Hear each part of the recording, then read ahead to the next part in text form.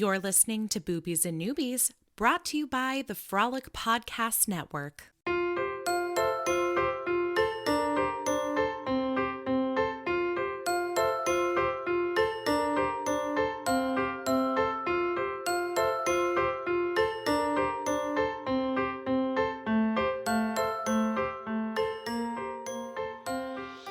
Welcome to Boobies and Newbies, the podcast that asks novice romance readers to think outside the dick in a box and brave the unbridled world of erotica. I'm your host, Kelly Reynolds, and it is time for another Steamy Spotlight interview.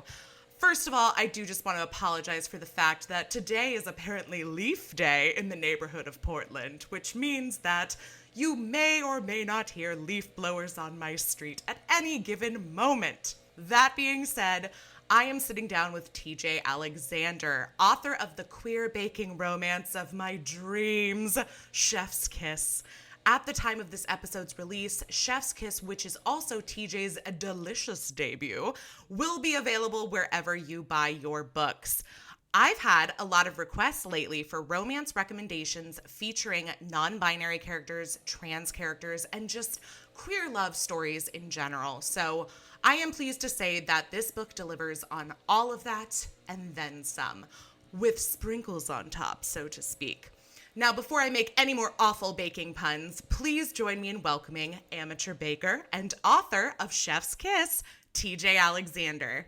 Hello. Thank you for having me. Thank you for putting up with me and all my baking puns that I'm sure there will be more of as we chat. I love them. I cannot get enough of them. Thank you so much for bringing them.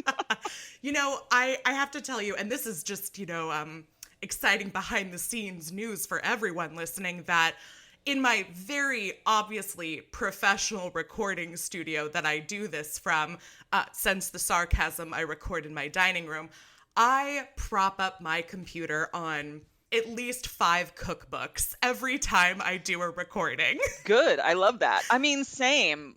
It's been moved since I had to look something up earlier today, but I do have like bread illustrated right here. Usually it's under the laptop. That's one that I don't have. Do I need bread illustrated? I mean, if you want to get obsessed with the idea of making every kind of bread there is, then yeah, this is a great book for that. It's an America's Test Kitchen book. We love those nerds.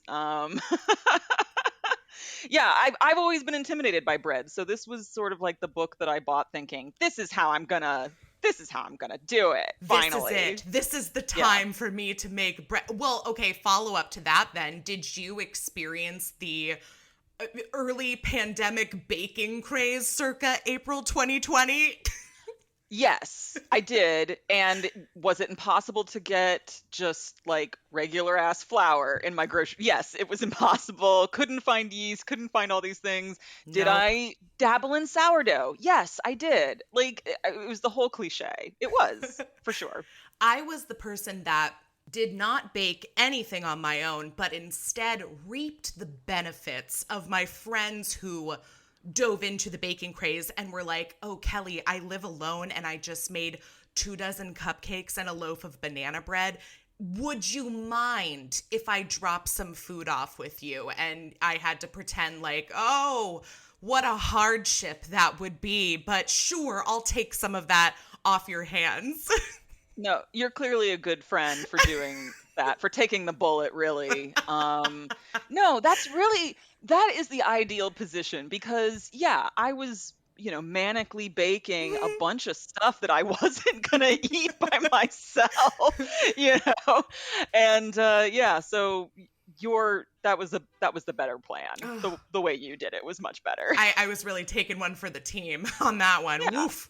Well, first of all, congrats on your debut novel, because I've said it before and I'll say it again. I think it's an incredible feat to just write, finish, and publish a book on any given day. But my heart especially goes out to the authors who have published their debuts during the pandemic, just within the last few years. So how's that process been for you? Oh, well, Thank you for acknowledging that, first of all.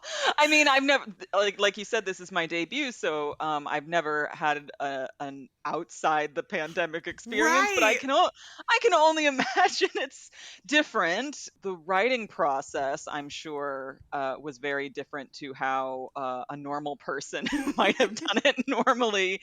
I sat down to write it because, the pandemic had started, and I had Mm, had this idea in my head for so long and like no time to actually do it. And then I kind of had this curse of nothing but time sure. in which to do in which to tackle that. So that was one part of it. And the other part is like, now that it's finally coming out and it's super exciting, and I am very much looking forward to it and having a great time on this wild ride.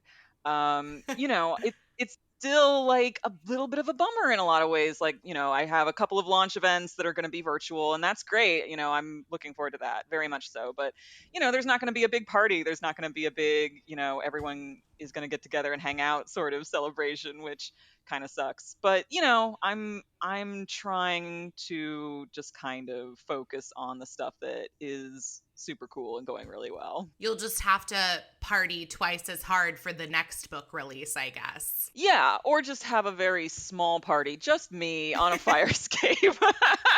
No one else Very, is invited. very New York. I mean, honestly, you. that is very New York. Yeah, we love getting out on a fire escape and acting foolish. So, yeah. I've only spent a few days in New York, but gosh, I think I missed my time. I think if I had moved there, and I went to school for theater, I think if I had moved there like right after college, I would have thrived. But now I'm at my like peak middle-aged and 30 something sitting in an apartment eating ramen and wearing sweatpants. I mean, honestly, it sounds like I'm still in college, but it was such a like overwhelmingly big city for me to visit that I really enjoyed it, but I think it would take me years to just be able to see all the things I wanted to see.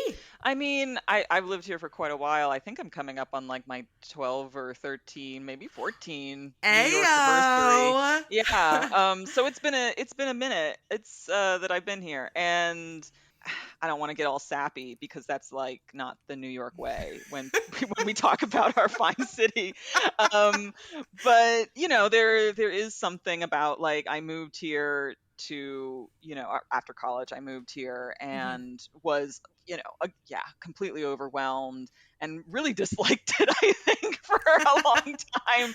But like, I don't know, there's no better place to be queer, I think, than this city. So I owe a lot to, becoming the fun and happy out person that I am because of where I live. So I will Yeah. always have a soft spot for New York because of that. Yeah. Fair enough. Although I will say, please visit Portland because we are a very, very queer city as well. Oh, I love Portland. I love me some Northwest. Are you kidding? Like It's great. yeah, it's great out there. There's coffee everywhere. I know it's a cliche, but like there really is. It's so true. I tell everybody when they come to visit, I'm like, look, I hope you like coffee, donuts, and beer because this is what we have to offer you. Yeah. Oh, the beer. They do have some great beer. Very jealous. Yeah. Oh, that's okay. But of course, New York has so much to offer as well. So I'm sure there's no shortage of delicious eats and treats there too.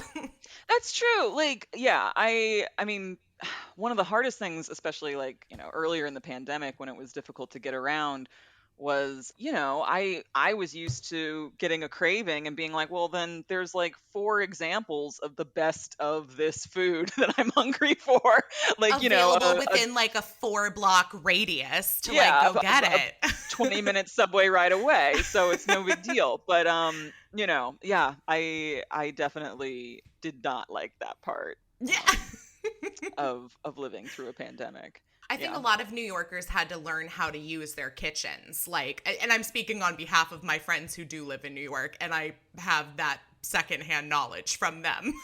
I was a pretty big home cook before. Like I would probably have cooked like, 2 or 3 meals a week in the house, but then that got amped up and it got to the point where, even though it's something I like doing, I was just like getting sick of it. I was telling my wife like, can we just like I don't know, eat half a bagel. Like I can't I can't even I couldn't come up with anything else that I wanted to try, or any Yeah. old recipe that I wanted to pull out. I was getting really burned out on cooking at some points. Yeah, Maybe that that was real. explains why I've been eating like a college student again. Like it's been like a lot of like pasta. It's been a lot of carbs, honestly. But Oh yeah. it's just been a lot of stuff where I'm like, I don't have like the drive to want to make something, because I'm also one of those people where no matter if I duplicate the recipe however it's supposed to be, it always tastes better when somebody else makes it. It Oh, always that's tastes true. better. It's because you haven't had any of the stress or the sweat of having to do it. You've just been sitting there, I imagine, like on a couch or a chaise lounge, Feed me. wherever, just yeah, waiting for it to arrive in your lap. Like that's the dream. Like, Hmm. God, I want to get back there. I want to get back to that world. We're on our way. We are on our way. Well, and again, I'm sure we will talk about food. Obviously, you wrote a book about food and love. So, at the heart of Chef's Kiss, though, is a very heartwarming, sometimes heart-wrenching romance. Because I will say, I did maybe shed a tear or two, and I'm like dead inside. So like that really means Aw, something. me But too. That means so much to me, we have so much in honestly. common. But I'd love to know a little bit about your relationship with the romance genre in general, like how you came into reading and eventually now writing. Yeah. So, I mean, as a kid who was probably I hate to use the word precocious, but as a kid who probably was looking for things that were more adult than I should have been looking for at a certain age, okay, I'll just stop dancing around it. If we went to like say a rental house for vacation and there were a bunch of romance novels on the little bookshelf where people like take a book, leave a book kind of thing, I was going to grab every single one that looked like people might be kissing or doing more stuff, and I would be reading Mm. them, in my little pillow fort or whatever, just trying to like get some of that spice in my 12-year-old Yep. old life, I guess. Like I don't No shame, know. no shame. You are Thank you. definitely not the only person who's shared a similar story. Good, that's good. I think the thing that perhaps I mean, I'm sure that a lot of people who are queer went through this as well. Those stories were fun and like exciting for me to read, but I wasn't really seeing a lot of myself in them. Right. So as I got older and I started realizing like, oh, these books aren't for me. Like they're I can read them and get some enjoyment out of them, but the older I got, the more I realized like this isn't hitting the spot for me, because it's becoming more and more obvious to me how this is designed to exclude me in a lot of ways. Mm-hmm. Mm-hmm. You know, so I kind of fell out of reading romance for, I guess, most of my young adult life. I would just kind of toy around with ideas, I guess, on my own.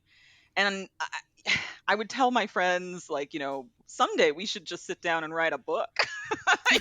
This should be the year where we write a book. Every year was a New Year's resolution. We were like, this is going to be the year where we write a book. NaNoWriMo or whatever, we'll just do it. Mm-hmm. And then we never would.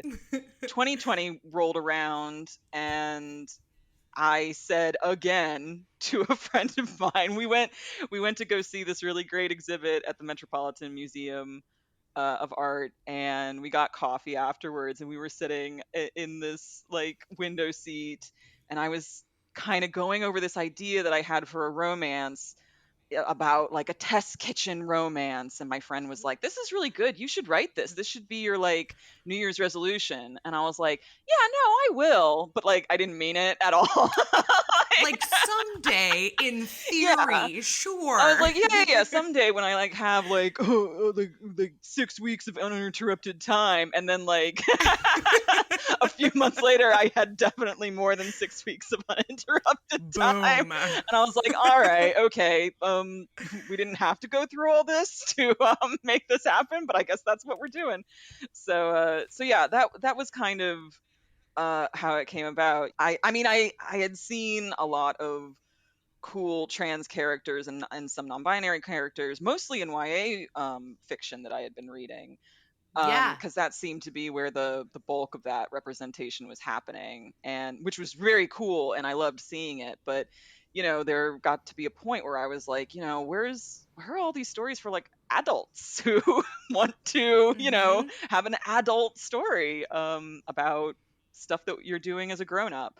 I'm curious, have you in the last few years, now that you've written a romance, have you started to find, because I think that there are some more romances coming out now, adult romances, I mean, with some trans and non-binary characters. Is it all over the place? Absolutely not. Like, I wish there was more, and I think this is a great place to start. But have you started to maybe find your way back into reading romance at all? Oh, for sure. Like now that I'm here and invited to the party, like obviously, like now I'm all about no. I mean, yeah, you're right that in recent years we've gotten a ton more than we had in the past Sure. of queer romances and trans and non-binary rep too, which is great, amazing. I read Anita Kelly's Love and Other Disasters when it came out, and it blew me Mm. away, and I loved it, and I think everyone else should read it. Please read it. Yeah, these are the kind of books that I wanted.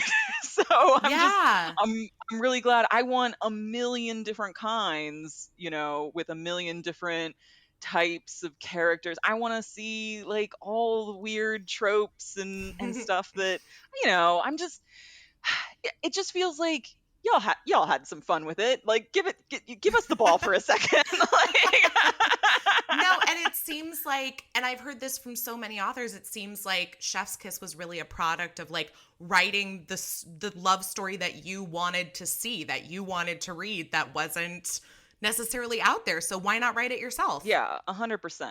I think the idea kind of came about because one, I can't stop thinking about food and I like writing about food. I think food is very Me sexy. too. I mean, I just, play to your strengths. And so I knew I wanted to write about food or something that was taking place in the food world. And I'd Mhm. also like just come off this very intense personal journey, I guess you could call it, Okay.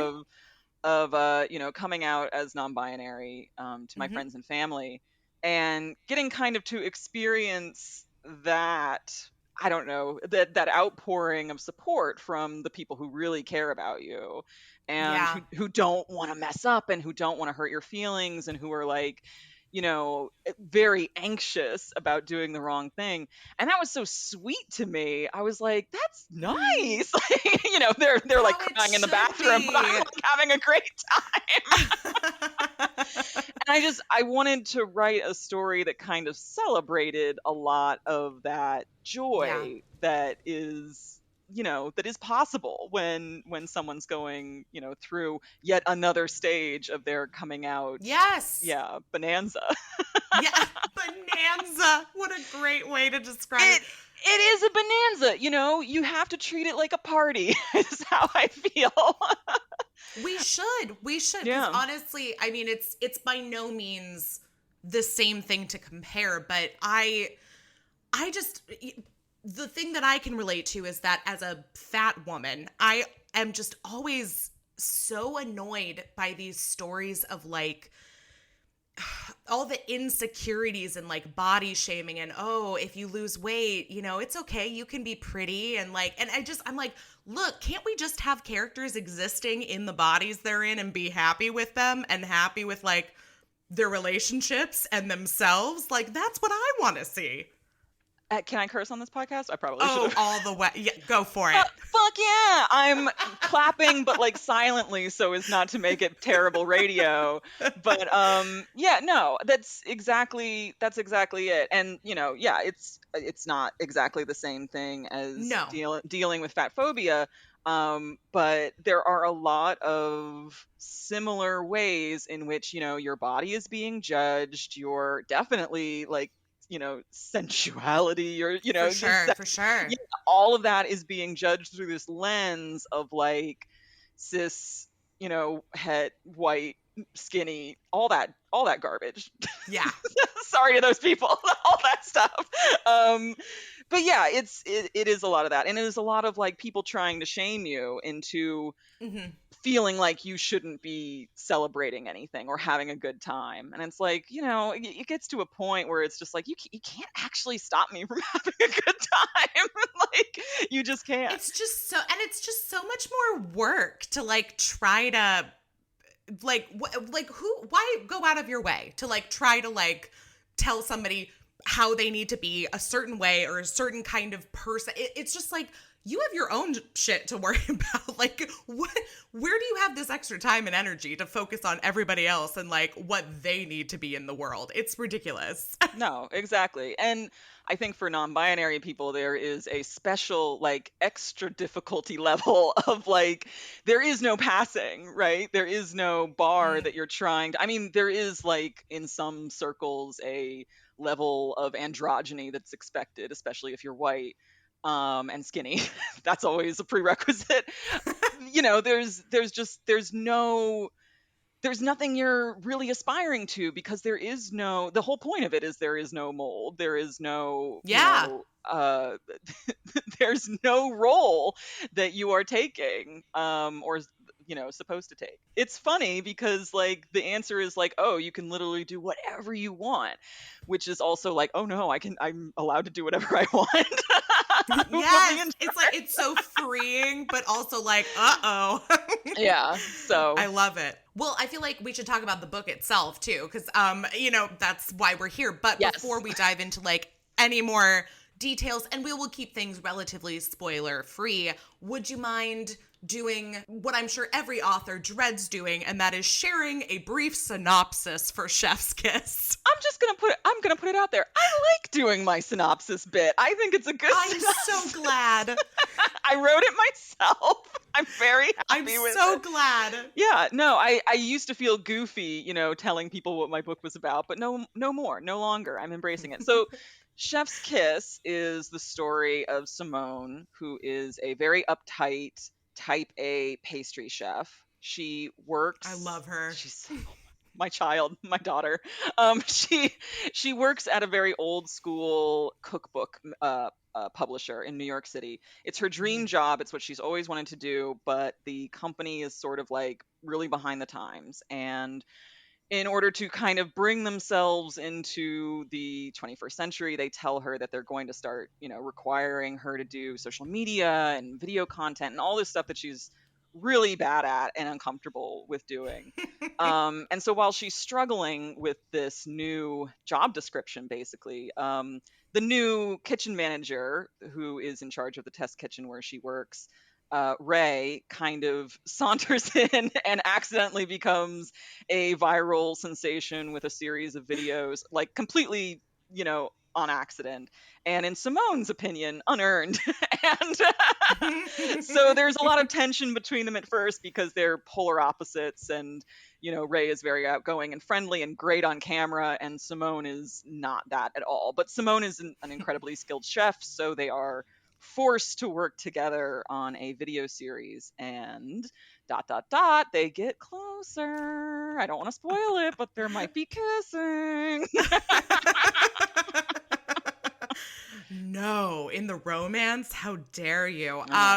Well, I am curious because I know, as a foodie myself, although I prefer to watch shows about food being made rather than make the food myself or read foodie romance novels, I was wondering if you drew any inspiration from some of the controversy from Bon Appetit a few years back, because the minute I saw Test Kitchen, I was like, oh my God, I can see like some parallels between the situation that, not to give too many spoilers away, but that Ray and Simone and their staff are going through in this book. It's really funny because, I started writing this book and came up with the idea for this book before any of that stuff went down. So I know. Oh my God. I know.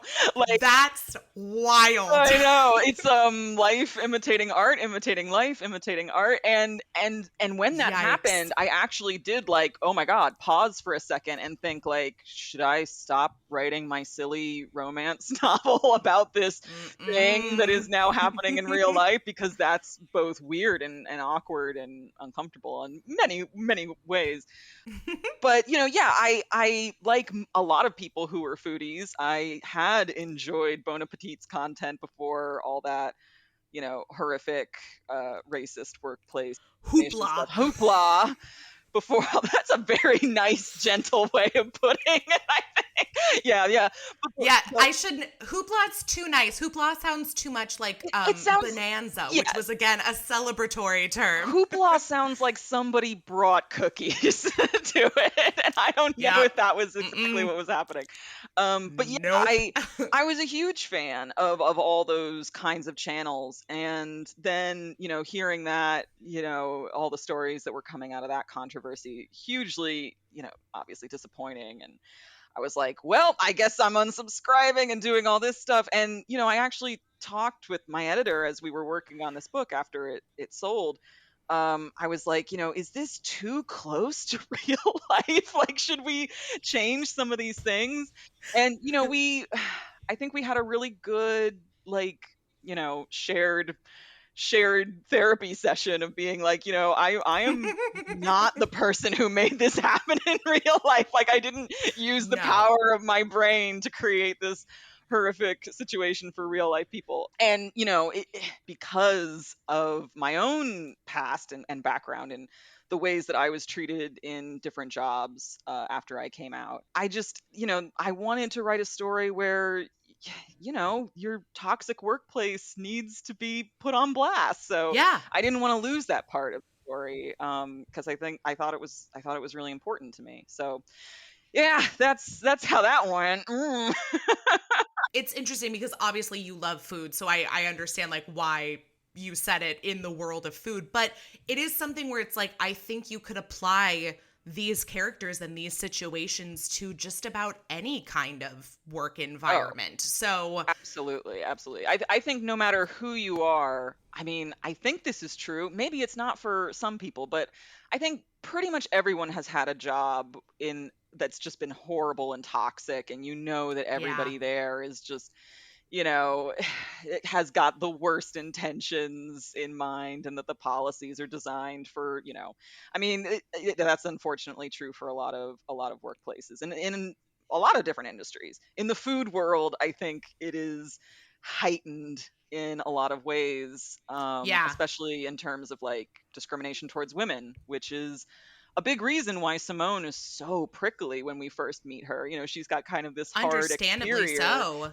Yeah, because she's been kind of fighting her way through the ranks of this industry that is like not built to be nice to anybody, especially people like her who aren't your traditional, person who's in charge in the kitchen.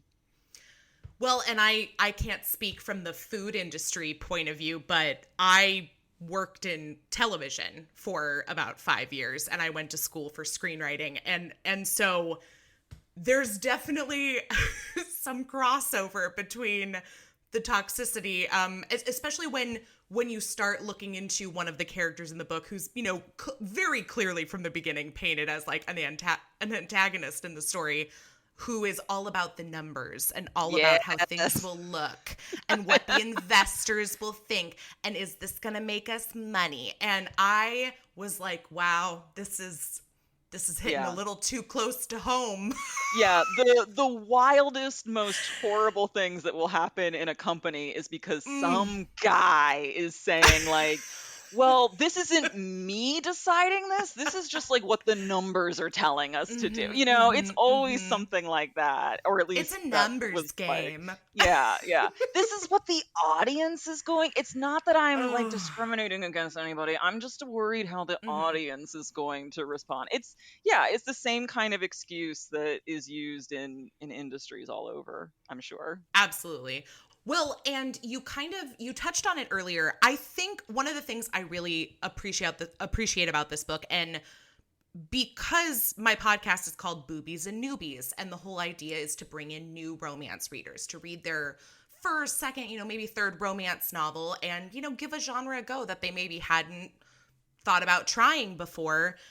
This is absolutely a book that I would recommend to not only romance newbies, but also newbies who are maybe less familiar with discussions that we're having today in regards to what it means to be non-binary, or the concept of pronouns, or what might be an inappropriate versus appropriate conversation to have with somebody. I think there's so many great conversations that take place in this book between the characters, because Simone is going through a lot of the thought process that I think a lot of people go through when they do meet somebody or have a friend come out as non-binary or trans. Like, it's conversations that I know I've had with specific friends of mine in the past when I first heard somebody using they, them pronouns. It's something that I think a lot of people would benefit from, to read and see that you can have these conversations and you can mess up and it's okay. But, you know, so long as like the intentions are there and you're willing to learn, like these people love you and they will continue to love you. Yeah, that was, I think, a really important facet of Simone that I wanted to make sure was coming through on the page. Like, you know, I didn't want to be preachy about like, okay, cis people, like, take my hand, I'm gonna show you, let's go, follow me into the wonderful world, and I'll like tell you how a pronoun functions. Like, I didn't want it to be like, you know, that, yeah, preachy. I didn't want it to be boring No. or anything like that. But I know from my experience of coming out and from having friends be like, I want to ask you this question because I don't know what the answer is, but I also don't want you to be offended that I'm asking this question. But then, like, Right. I might make a mistake, which might offend you more than the actual question itself. And it's like, you know, they're tying themselves up in knots while I'm just like eating a bag of Doritos. You could have asked me the question 4 times by now. Right, exactly. So I was like, fuck it. I'll just write a romance book that explains all this. Just give everyone a copy. Yeah, that wasn't the point of the story, obviously, but No. I wanted it to be a part of it because I know that this is weighing heavily on the minds of a lot of people that I know who may not be familiar with some of this stuff and who may be, you know, so worried about making a mistake that they're actually making things more awkward, you know. So yeah. Right. A lot of these conversations that are in the book are like almost verbatim like talks that I've had with friends. I have no doubts. From both sides. I have no doubts. Yeah. Well, and it's interesting too because you have Simone, who is a, you know, cisgendered bisexual woman. So she's a member of the queer community already. But I love that there's nuanced conversations between members of the queer community about like what it means to be queer and like how that looks different depending on like how you identify, because that's something that a lot of my friends who are queer and I have like really talked about and that I find really interesting. Yeah, some of my favorite scenes are when Simone and another queer person are just like having had it and like no one else is invited to this scene, everyone else get out of the room because it's time for, you know, Plato and Socrates to take the stage here. Like yeah, I mean, Simone, I kind of grappled actually a little bit with Simone's bisexuality because I mean, I'm bisexual, so I know that this isn't true, but there is a stereotype sometimes within the non-binary community that like, oh, you can get a bisexual to date you because they don't care. And it's like, that's not, you know, that ain't right. That ain't where it's coming from.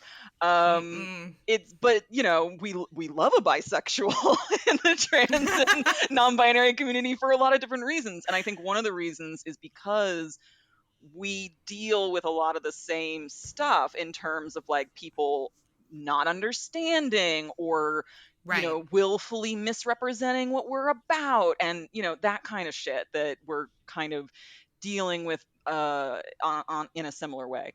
So it was important for me to have her have that kind of in her background and also to have like this idea that like, well, you know, yes, I'm bisexual and I'm aware of that and I'm fine with that, but I'm not going to be out at work because, you know, that's my choice, which is a valid choice. And then, you know, that becomes important later. I guess I shouldn't spoil things. I'm just shooting my mouth off at this point. Sorry, everyone. No, I mean, it's true. I want to talk about so much that's within the book, but at the same time, I'm like, nah, go buy the damn thing and read it yourself, people.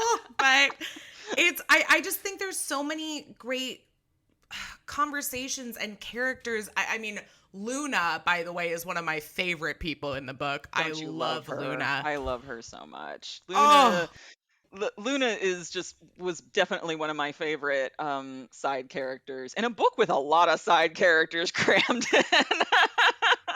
fine by me. Fine by me. I love books about family and found family. And, I think especially like growing up in theater, that's like a major component of that world. And so that's always been a major part of my life personally, is just like, oh, these are all the friends that are just so dear to me that I consider them my family. We have holidays together. We go on vacations together.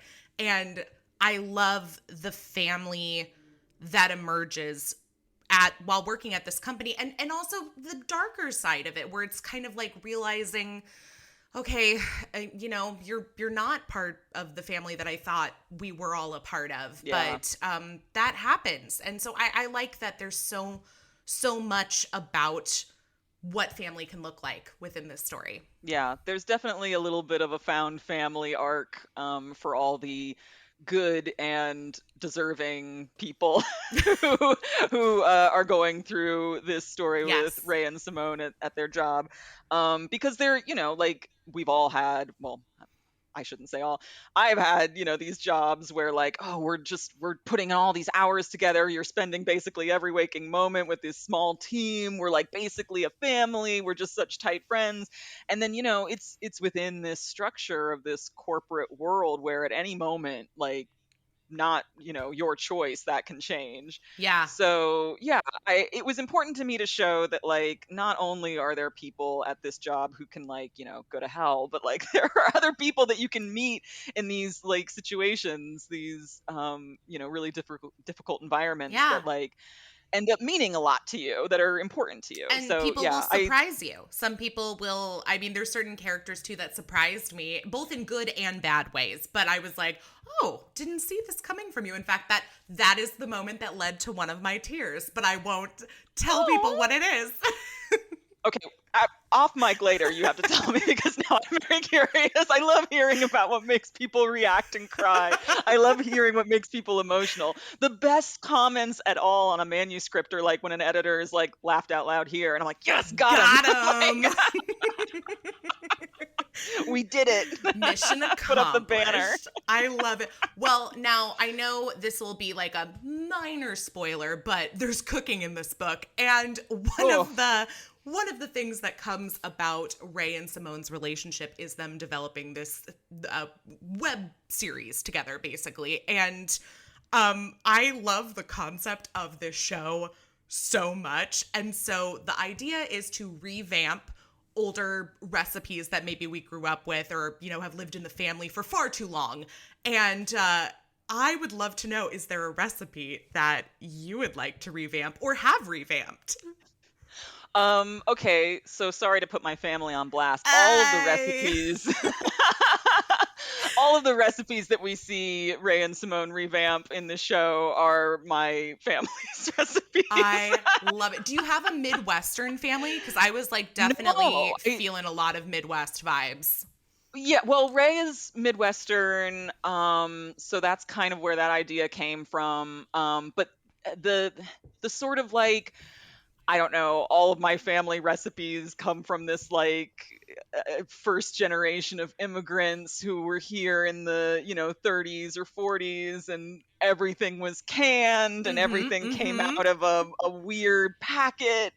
That's kind of the vibe that I grew up with. So very similar to the Midwest in a lot of ways. But yeah, I knew that I wanted to revamp some of these recipes because like I knew them and I didn't have to like learn how to cook anything new, or at least like new, find any like recipes with new ingredients that I wasn't familiar with.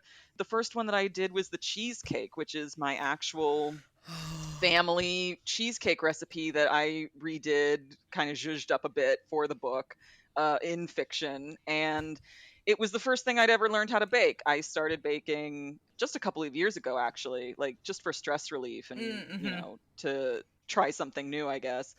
And I asked my mom for this cheesecake recipe. She makes it every holiday, every Easter, every birthday. And she sent me, you know how moms will do. She sent me like a photo of a recipe card. Same And thing. Yep. I've got the same thing. it's never oriented correctly. You've got to like, there's a flash. There's a glare from the flash because it was taken on the kitchen counter. Yeah, so. yeah. So thanks for that, Mom. But but she sends me this recipe card, and it says at the top in my grandmother's handwriting, it says Marguerite Bowman's cheesecake.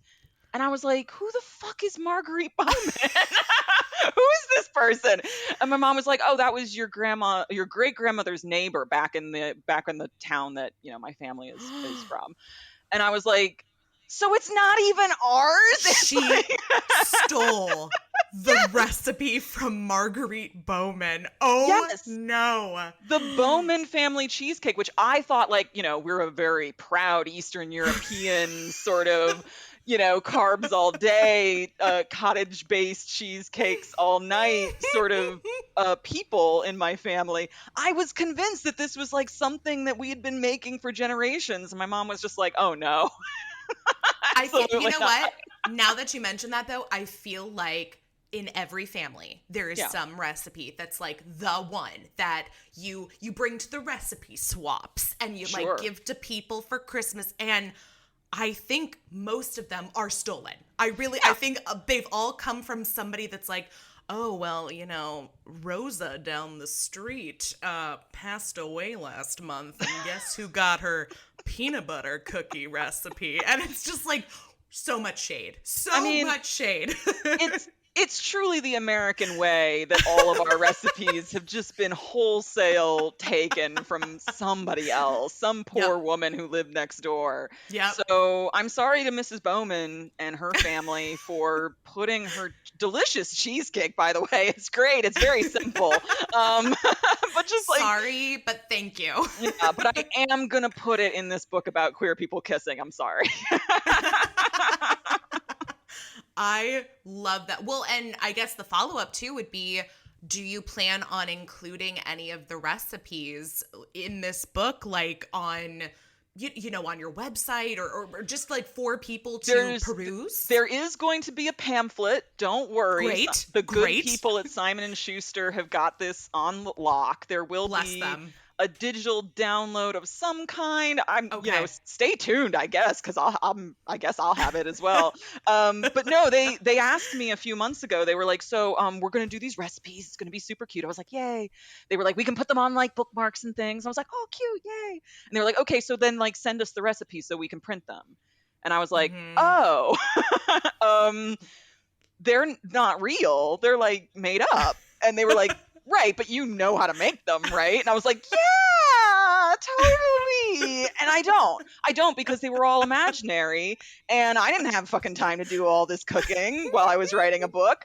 So I was like, yes, absolutely, Simon Schuster, can you hold, please? And then for just like 2 straight weeks, I was in my kitchen with like hundreds of dollars worth of groceries, like trying to make these things that I had described in the book and being like, okay, if I were a chef who knew what they were doing, how would I make this? And then just kind of reverse engineering everything that I had written about. Oh my God. The Simon & Schuster test kitchen. There you go. Episode 1. My wife was like, she's like, should I be like, I don't know, videotaping this for Instagram? I was like, do not turn on a camera right now. I'm like covered in cocoa flat. Like, no, it's a bad idea. I don't know what I'm doing. This is going to be terrible. So yeah, there were some starts, false starts, and failures, in that one. But you know, yes, the recipes do exist in a form that an actual human being can make them. Great. And you will be able to get your hands on them for sure. Oh, I'm so happy. I am both a greedy reader and a greedy eater. And so anytime I read a book that has some sort of cooking or baking element, I always do the thing where you scroll to the last few pages and I'm like, okay, are the recipes in the book? not that I would necessarily have the, you know, I probably won't make although that the cheese tart from the beginning was like calling my name. That sounded so good. That is real. That is real. I did. Okay. I did figure out how a real person would make that. Yeah. No. Okay. Good. Yeah, Good. it's really good. Oh yeah, no, cheese. That's all I need. That's all I need. But yeah, I for one am excited to see them in whatever form that they take on. Yeah. And I mean, I hope this is okay. I hope everyone wasn't expecting like actual gourmet recipes, to come out of this, because I am not a gourmet chef. It was a little imaginary. But a lot of the recipes I was making, and I like saw all these steps that Simone was going through in the book to make them, and I was like, well, I'm not going to do that. That's I was like, frying sage leaves, who has the time? That's so messy. Like, no. If you want to put in sage, you can, but like just forget it. We're not doing that part. Like my wonderful and very patient marketing team was like trying to fit these recipes on a card that's, the size of a recipe card. And they were like, TJ, there's 400 steps to make this thing. Like, you've got to cut something. You've got to cut something. I'm like, okay, fine. So we're just like bare bones. So yeah, it was a lot of fun. I would not do it for a job. I completely respect actual chefs with real talent and skill, because this is hard. It's not easy. Same. Yeah, same. It's not for me. I will be the first one to line up and enjoy your food. I have supported, independent restaurants through the whole pandemic. I think I've ordered more food to be delivered to my apartment in the last like 3 years than I have in like the previous 20. Oh yeah. So I am all for eating your food. It's just, am I gonna make it? I don't know, but no, I completely understand. I didn't want to make it until someone told me I had to. But you did it, and that's all that matters. Yeah. So now that Chef's Kiss is in the world, I would love to know what's up next for you. Are we already on to book number 2, or are we relishing in the first book's release? There's no relishing. We don't have time to relish. No, I'll find some time to relish at some point. I don't know, some future date. But yes, we're in the throes of book 2. Right. My first contract with Simon Schuster was a 2-book deal. So the follow-up to Chef's Kiss, my second book, is going to be coming out around this time next year. And I don't know how much I can say about it, except that it's also a foodie romance in a similar vein. There's going to be jokes and queer people kissing and a lot of food. So if you liked this, I think you will like whatever's coming next. Yeah, those are all like my favorite keywords. Yeah. So I'm here for it.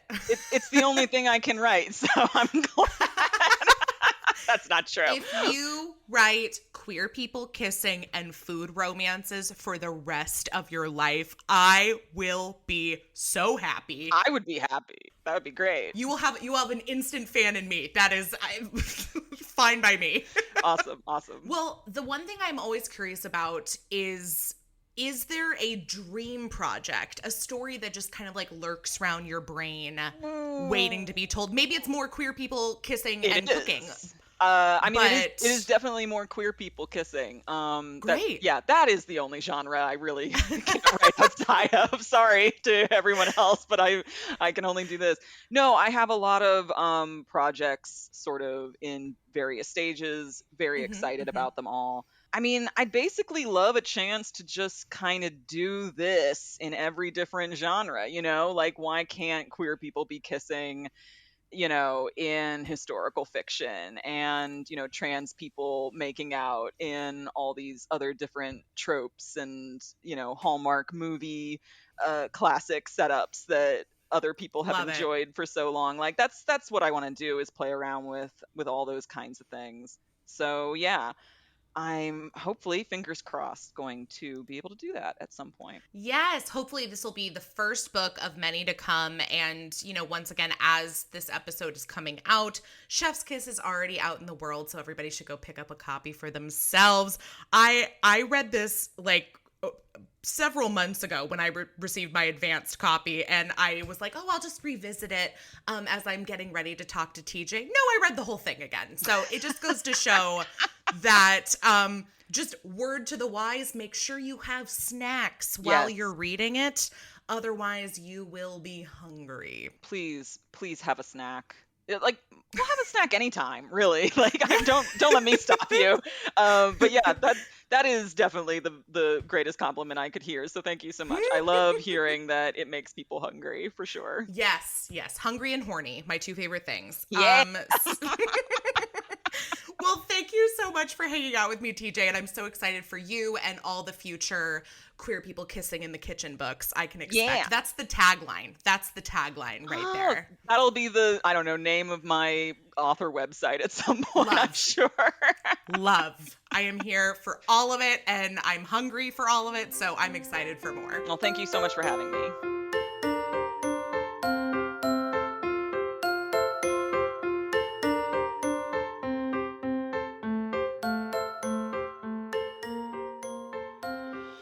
Thanks so much for listening. Boobies and Newbies is part of the Frolic Podcast Network. Find more podcasts you'll love at frolic.media/podcasts. You can follow Boobies and Newbies on Facebook, Twitter, and Instagram at Boobies Podcast.